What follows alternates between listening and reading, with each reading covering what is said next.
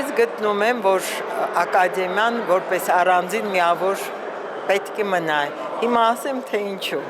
Եթե մենք այսօր, եւ լավ է, որ Ֆրանսիայի հետ ուզում ենք շատ ջերմություն ունենալ, որտեղ Ֆրանսիան ինձ համար շատ սիրելի երկիր է, ես ֆրանսիացի հայագետների մասին գրքեր ունեմ, ես ֆրանսերեն խոսում եմ,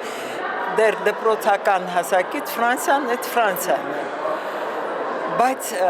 Ֆրանսիական ակադեմիան ինձ շատ ծանոթ է, ես այնտեղ գիտաժողովի եմ եղել, Ֆրանսիական ակադեմիան իրենց երկրի արձանքն է։ Բա ինչու ֆրանսիացին չի մտածում, որ իրենք պետք է փակեն իրենց ակադեմիան։ Ինչու Ադրբեջանը չի մտածում, որ ինքը պետք է փակի միացնի բուհերը ակադեմիային։ Ինչու Թուրքիան չի մտածում։ Չէ՞ որ ես գիտեմ աշխարհում ինչ է տեղի ունենում։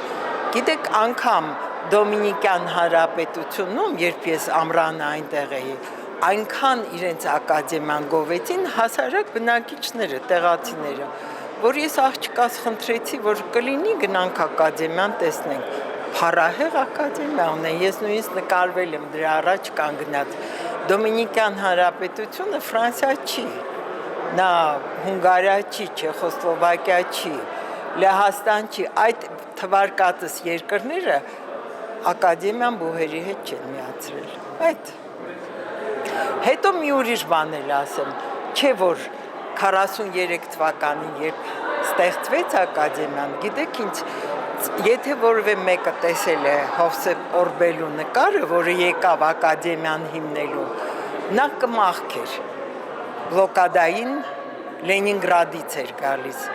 բայց նա Ստալինին համոզեց, որ հայերը այնքան հերոսաբար են կռվում, որ ժամանակն է, որ այդ ժողովուրդը ունենա իր ազգային ակադեմիան։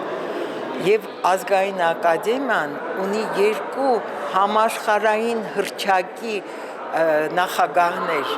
Օրբելին եւ Վիկտոր Համբարձումյանը։ Վիկտոր Համբարձումյանին ամբողջ աշխարհն է ճանաչում, գիտական աշխարհ։ Ես դա ասում եմ ոչ թե ես ազգային սնապարտությունից այնքան հեռու եմ։ Պարզապես ես գիտեմ, որտեղ Միացյալ Նահանգները ունի շատ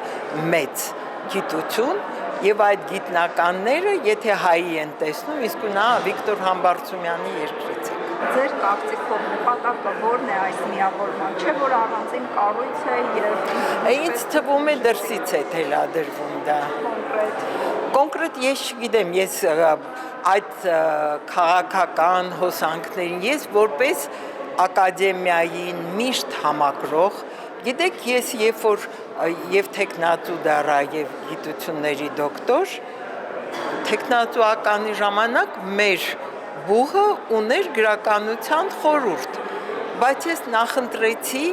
ոչ թե մեր խորհրդում չէի կարող պաշտպանել, ոչ, նախընտրեցի, որ ակադեմիայում լինեն իմ երկու պաշտպանությունները,